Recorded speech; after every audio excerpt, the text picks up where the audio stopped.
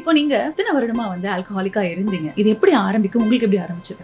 ஒரு குடிநோயாளியோட குடியில மறைமுகமா 500 பேர் குறைந்தபட்சம் பாதிக்கப்படுவாங்க. நான் ஒரு குடியாரன் அப்படின்னு குடிச்சிட்டு நான் குடியாரன் பேர் வாங்குறேன்ல, குடியாரன் பொண்டாட்டின்னு என் பொண்டாட்டி குடிக்காமலே பேர் வாங்குவோம், குடியாரன் அம்மானி அம்மா வாங்குவாங்க. குடிக்காமலே அந்த பட்டத்தெல்லாம் அவங்களுக்கு வாங்கி கொடுக்குற ஒரு நோய் இந்த நோய் தான்.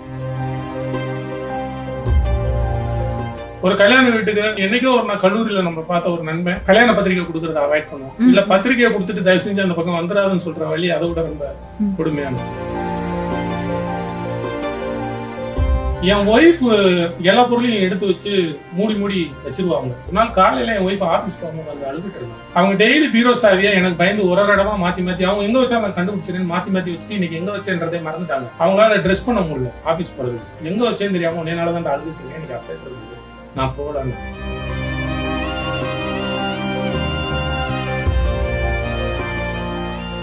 உலகத்திலே 10 காசு பிரயோஜனம் இல்லாம நம்ம வாழ்க்கையில அசிங்கமா கேவலமா பண்ணிட்டு இருக்க ஒரு விஷயம் குடிக்கிறாங்க.